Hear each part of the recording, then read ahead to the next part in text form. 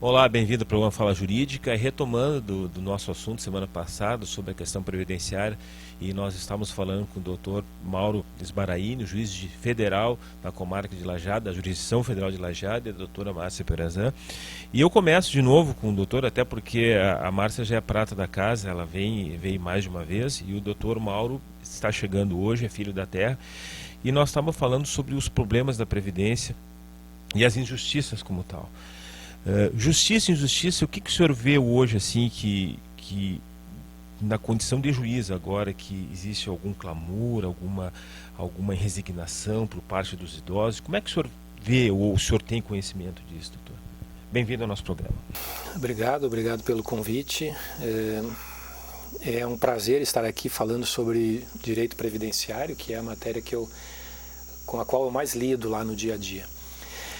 Pois bem, no programa passado nós comentamos que o fator previdenciário ele envolve um cálculo atuarial e ele apresenta, em termos matemáticos, ele se apresenta justo porque ele leva em consideração o tempo de contribuição, a idade e a expectativa de sobrevida. Aqueles que se aposentam mais cedo e que consequentemente vão ficar mais tempo recebendo, o fator é menor, né? Por quê? Porque elas vão, em tese, se projeta, né? A expectativa média de vida se projeta que elas vão receber mais tempo benefício da Previdência. Aqueles que se aposentam mais tarde, que têm uma expectativa de vida menor, vão ficar menos tempo inativos e recebem um pouco mais. Essa é a regra do fator previdenciário. Pois bem, ela matematicamente é correta, na minha visão, é justa, é um cálculo matemático. E é aplicado até em alguns outros países utilizam. O problema é que o fator previdenciário ele não caiu muito bem aqui no nosso país. Infelizmente, o que se tem visto aí é que a população busca aposentadoria no primeiro momento que vê a condição de obtê-la. O fator não veio para isso, o fator veio para as pessoas planejarem, né? Verificarem qual o melhor momento de se aposentar. É claro, porque se elas contribuem um pouquinho mais, elas vão receber mais. Então, há uma certa tendência de uma equivalência, mas as pessoas buscam o quanto antes aquela renda. As pessoas não conseguem imaginar como é que vai ser daqui a 10 anos, daqui a 20 anos. E por que isso está causando, na minha visão, um problema social? É porque as pessoas que veem a oportunidade de se aposentar, elas buscam a aposentadoria para incrementar renda. Tá? Elas então, vamos criar um caso fictício, né? Uma pessoa recebe 4 salários mínimos, tá? Que é o que ela contribui. Vamos dizer que seja empregado, contribui sobre 4 salários mínimos. Ela se aposentando cedo, 40 e poucos anos de idade, mais de 50, vai ter um fator previdenciário diminuído, vamos dizer, pela metade. Então ela vai acrescer 2 salários mínimos na renda. Ela vai melhorar de vida, o padrão aumenta. Ela passa a ganhar os 4, continua trabalhando, claro, continua ganhando os 4 salários mínimos e passa a ganhar mais 2. Aquilo aumenta o padrão de vida. E ela não consegue projetar que daqui a mais algum tempo ela não vai conseguir mais trabalhar. Quando ela não consegue mais trabalhar, o que nós temos? O que sai do dia a dia dela? Sai os 4 salários mínimos. Nós temos então um idoso que passa a ganhar 2 salários mínimos. Eu tentei colocar um exemplo assim bem simples e prático para o telespectador entender. Quer dizer, ganhava 4, conseguiu se aposentar cedo, pegou mais 2, foi a 6, depois não conseguiu mais trabalhar. A idade chega e realmente ou não consegue mais trabalhar ou já vai reduzindo a renda porque não tem a mesma intensidade de trabalho. Vai para 2 salários. É um idoso revoltado, ele vai dizer assim, o sistema me prejudicou. Né? Aquele fator previdenciário ou o governo criou uma regra que me atrapalhou. E essa classe de aposentados idosos, né, revoltados, ela vai crescer, ela tende a crescer. É verdade. E uma das alternativas que se buscou aí, que foi a chamada desaposentação, né, pela decisão, as decisões de 4 ministros do Supremo, a tendência é não passar. Ou se passar, vai passar sem muita vantagem. Então, o fator no Brasil, né, está gerando um problema social, e eu acho que o Brasil devia, então, tentar buscar uma outra alternativa. Seria, na minha visão, o melhor para nós evitarmos o crescimento disso, né? Se os nossos cidadãos, os nossos aposentados, soubessem escolher bem o momento, né? Vamos dizer assim, ele vai, eu tenho tempo para me aposentar, vai no INSS, pode te aposentar, mas o teu benefício vai ser tanto. Não quero tanto, aí quero trabalhar um pouquinho mais. Se isso acontecesse, nós não teríamos tanto problema, mas o que eu vejo ali no dia a dia da justiça é o pessoal se aposentando o quanto antes. Bom, uma coisa para esclarecer para o público, né? Quem cai no salário mínimo não tem esse problema, ok? Quer dizer, ele até vai ter um problema de aumento de padrão de vida, porque ele contribuía sobre um salário mínimo e, consequentemente, vai ganhar um salário mínimo mais. Ele vai, de um salário mínimo ele passa para 2, né? Ou, de repente, se ele ganha um pouquinho mais e contribui sobre o mínimo, ele vai passar de 3 para 4, né? Mas, como ele contribuía abaixo, mesmo que ele... É quase certo que se ele continuasse contribuindo, com algumas exceções, é claro, tem gente que consegue ainda aumentar o valor, mas é quase certo que aqueles que vêm com salário baixo vão se aposentar no mínimo. Para esses, eu até acho válido, realmente vantajoso se aposentar antes. Existe também uma tese, assim, que eu já vi alguns advogados defenderem, dizendo para o cidadão assim, olha, é mais vantagem tu te aposentar agora, porque imagina se tu pegasse esse dinheiro e aplicasse ele. Daí, eu até fiz umas continhas lá e disse, realmente, se ele aplica, né, o dinheiro, e em alguma situação ele pode até diminuir a contribuição, né, ou não fazê-la, dependendo da situação de cada um. Se viesse a planejar o futuro e poupassem o valor, até poderia ser justificado. Então, eu não tiro razão dos advogados quando defendem isso. Mas é muito difícil. A sociedade hoje, o brasileiro não tem essa cultura da poupança. Então, o pessoal acaba gastando. É uma reforma na casa, é uma reforma no carro, é um carrinho novo, é alguma coisa, vai gastando. E lá na frente, né, vem a queda, né? E aí eles passam a ganhar muito pouco. Então, minha sugestão, assim, eu acho que o Brasil devia trabalhar, era com regras simples de tempo e idade, tá?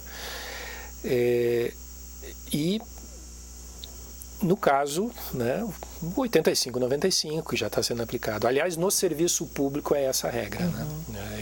Eu que estou trabalhando como magistrado, eu já tenho o reflexo da norma 85-95.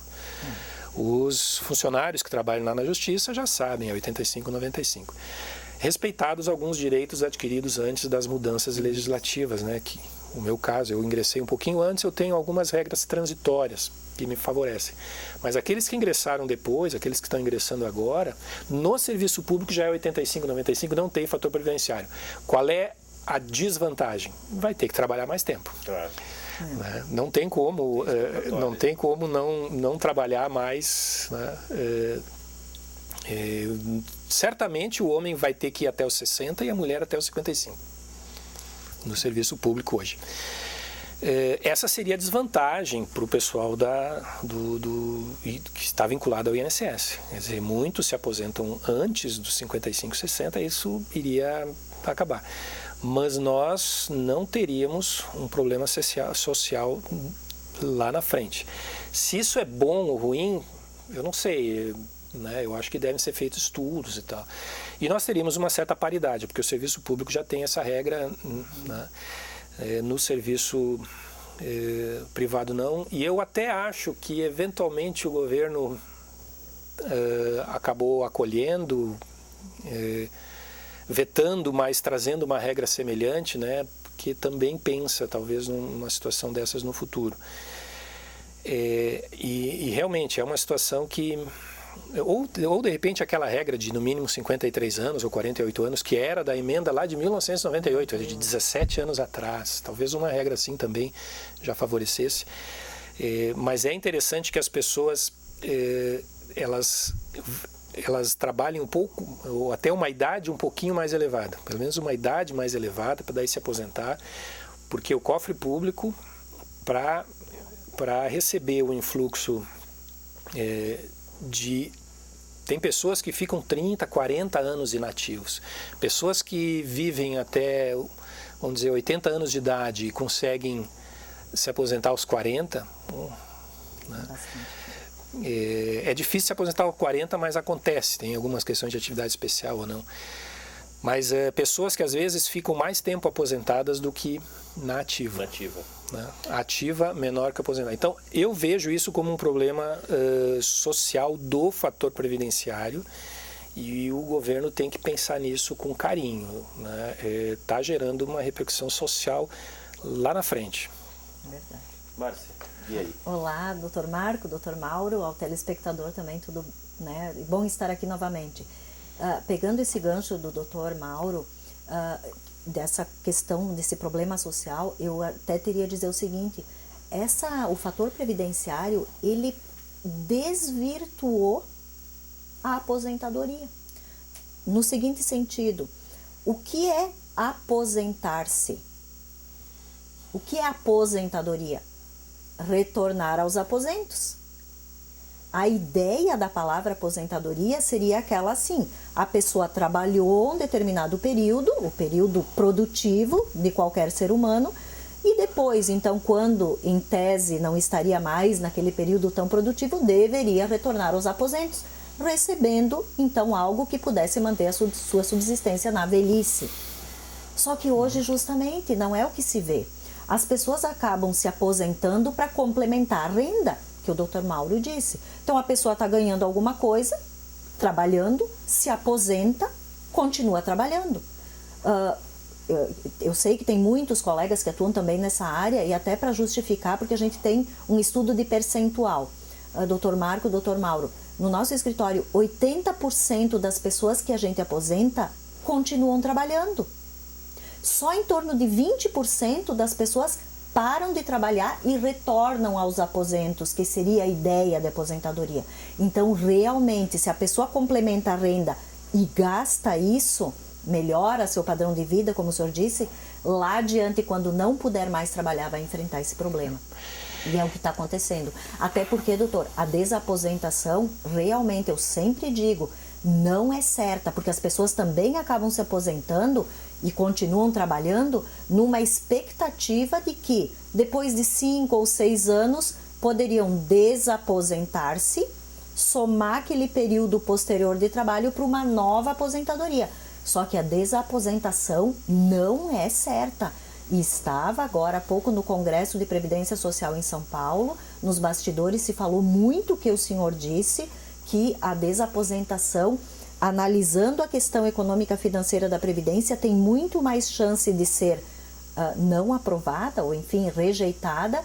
E a gente sabe, né, doutor, que o Supremo Tribunal Federal também toma decisões políticas, né, nas decisões jurídicas acaba decidindo, de certa forma, politicamente, né, em favor do coletivo, enfim, a tendência é que isso não se esclareça. Então, eu penso que a questão vai piorar.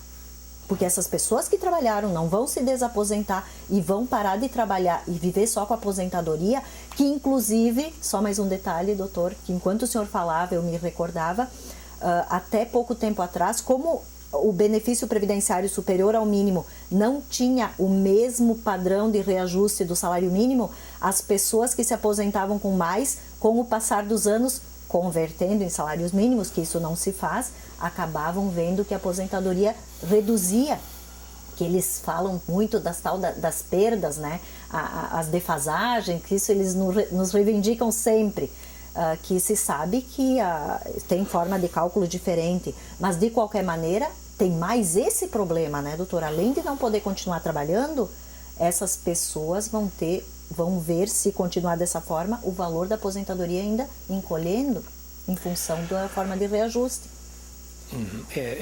Duas coisas aí. A primeira é sobre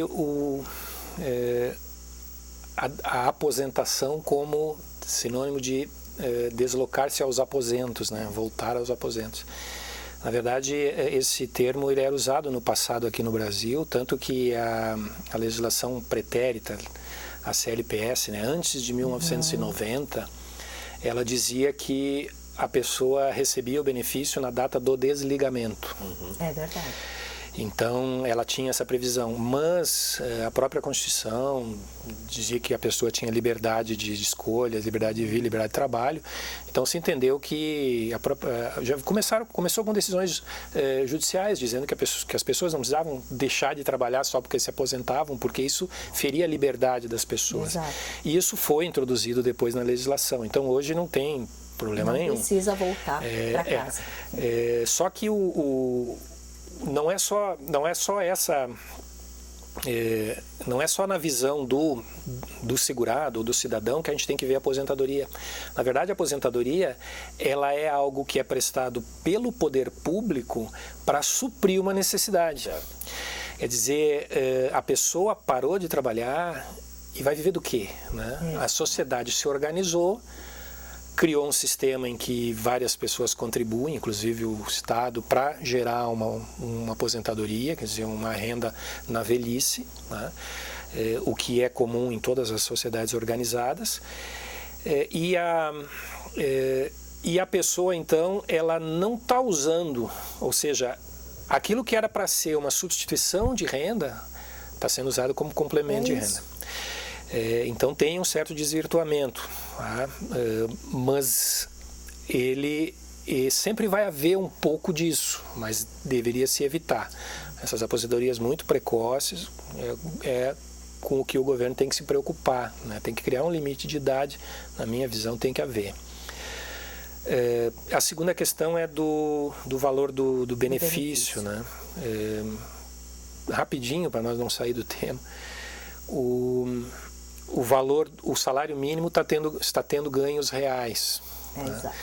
E com base nas inflações oficiais do governo e tal. E o benefício previdenciário vem sendo reajustado por índices de inflação. Então, benefício é índice de inflação e salário mínimo é índice de inflação mais um percentual. Então, realmente, né, o benefício previdenciário ele começa a se aproximar mais do salário mínimo ou começa a valer menos em quantidade de salários mínimos. E algumas pessoas não conseguem entender isso, né? E realmente as pessoas sentem às vezes que as coisas aumentaram de preço e que o benefício não está acompanhando e elas fazem essa reclamação. Infelizmente isso aí a jurisprudência já definiu, né? Que não tem o que fazer, né, doutor? Que é assim. Agora eu tenho uma pergunta, até porque a gente conversa com muitos juízes, a gente conversa com promotores e advogados, e eu estava fazendo um júri semana passada e eu comecei a plenário dizendo o seguinte, que muitas vezes o juiz vê com uma profundidade à frente em razão do problema que vai enfrentar as demandas. Eu vou fazer a mesma pergunta voltada nessa seara. O que o senhor começa a observar no futuro próximo litígio com relação ao fator previdenciário ou às novas demandas previdenciárias que vão surgir? O que o senhor começa a vislumbrar que vão surgir discussões? Assim, toda vez que nós temos uma alteração legislativa, né, existe a chance, a possibilidade de surgirem novas ações, novas teses jurídicas, e dificilmente nós conseguimos definir todas elas, porque os advogados é que estão bem mais preparados e aptos para fazer esse tipo de avaliação, né? E são advogados no Brasil inteiro, né? Então fica difícil se prever o que pode surgir a partir dessa nova legislação, tá? Normalmente algumas situações aparecem, vai haver alguma discussão, vai aparecer com certeza. Não sabemos em que nível, né? Porque essas alterações legislativas, nós estamos falando mais da aposentadoria por tempo de contribuição, elas envolvem outros benefícios também. Tem muita alteração na pensão por morte e tem algumas alterações também no auxílio-doença. Então... Seria agora prematuro a gente falar nesse assunto. E até porque eu é acredito bastante que recente, né, doutor? Essa alteração foi agora do dia 17 de junho, nós não temos nem praticamente um mês de legislação. Inclusive porque, Marco, é que existe, na formação legislativa, existe todo um aparato de servidores, tanto do Executivo como do Legislativo, que ficam avaliando o contexto de constitucionalidade, de legalidade, né? As possíveis interpretações que possam surgir, né? Então, a lei, quando ela surge já com uma crítica prévia de validade, né? De que ela não teria, em tese, discussões. Certo. Isso é importante. Porque existe o Congresso e o Poder Executivo, eles têm servidores muito bem treinados para tentar avaliar todas essas nuances assim de novas legislações. Mesmo assim, né, o que se vê é que sempre aparece uma outra situação que acaba gerando alguma discussão. Não quer dizer que seja erro da lei ou não, mas pode surgir a discussão. Agora, eu não consigo prever alguma discussão a esse respeito, né? Não, eu só lembrei do professor Lênin Streck, quando ele falava disso, do legislador criando a lei, ele teria que obedecer aquele princípio da conformação, que a lei tem que estar conforme ou dentro de uma forma que obedeça à Constituição maior, a Constituição Federal. Então, o legislador tem essa preocupação, mas não se descarta, até porque são muitas ações de inconstitucionalidade que constantemente são ajuizadas lá no Supremo. Sobre o fator previdenciário, o Supremo já se manifestou e ele declarou a constitucionalidade da aplicação do fator. Então, não tem como afastar o fator, simplesmente. Então, me parece que para se chegar a nova regra, ou o afastamento do fator, vai ter que ser por lei, teria que ter uma legislação. E já surgiu um embrião aí, né? Quando o Congresso criou uma exceção da regra de aplicação do fator previdenciário. Ou seja, permanece aplicando o fator previdenciário, mas quando a pessoa soma 85 anos ser mulher ou 95 anos ser homem, soma essa da idade com o tempo de contribuição, aí não precisaria aplicar o fator previdenciário, né, poderia ter vantagem. E aí essa nova regra aí do fator progressivo, né, doutor? Essa nova regra que está aqui, seria interessante nós esclarecermos, acho que um pouquinho mais para os ouvintes, o que eles devem, na prática, controlar ou cuidar quando chega o momento em que eles se sentem com tempo de aposentadoria.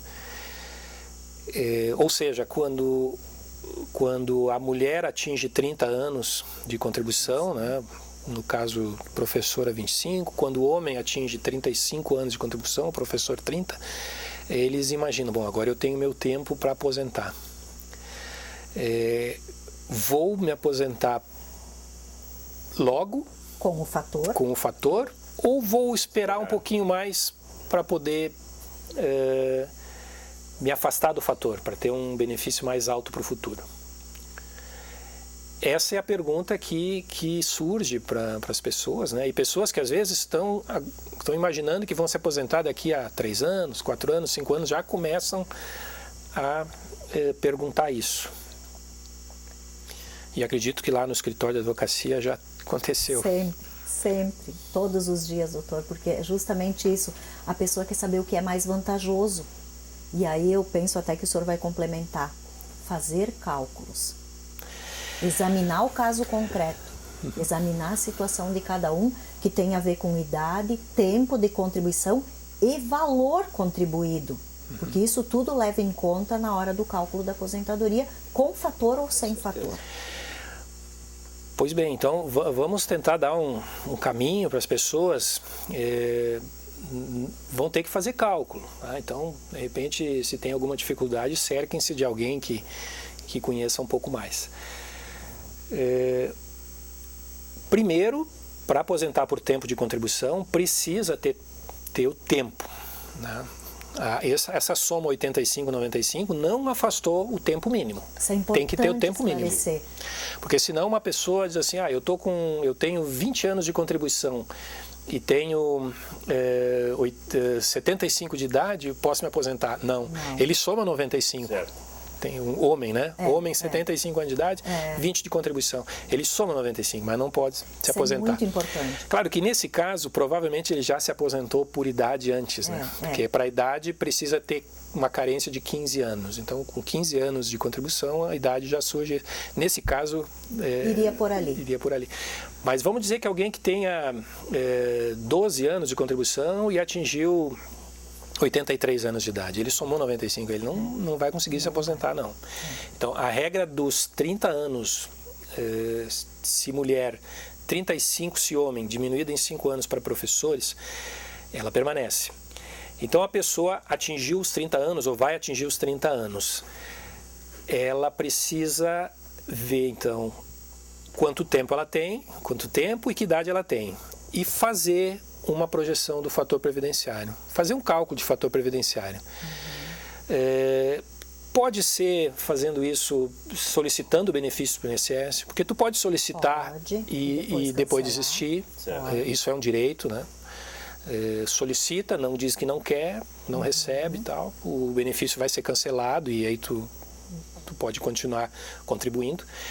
Pode acessar na internet, já existe na internet alguns cálculos que estão disponibilizados, e pode também se cercar de alguém que goste de matemática, né? Porque a fórmula do fator previdenciário, ela existe, e eu já fiz cálculo com a fórmula. Eu já botei lá, substituí. Pra ver se fechava, doutor. Eu substituí os elementos e fazia o cálculo, né? São 3 variáveis que tu tem que incluir na fórmula. Tu tem que incluir o tempo de contribuição, né? E aí eu inclui com vírgula, né? Então, 30, 25 anos, vírgula, alguma coisa, aí tem que saber calcular, porque é meses para passar para a fração decimal.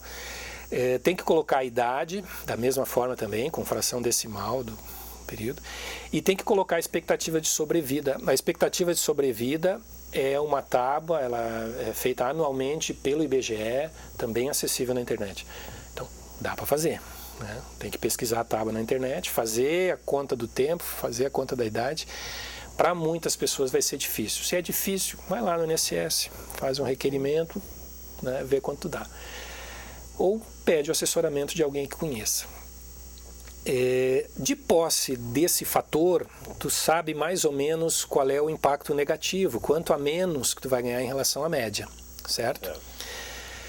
E de posse, e sabendo a tua idade, sabendo o teu tempo, tu sabe quanto tempo mais tu precisa contribuir para atingir a faixa dos 85 se mulher ou 95 se homem. E aí uma coisa importante que as pessoas têm que cuidar. Cada novo ano de contribuição também é um novo ano de idade. Então, a cada ano tu soma 2. Exato, as pessoas esquecem. Para essa regra.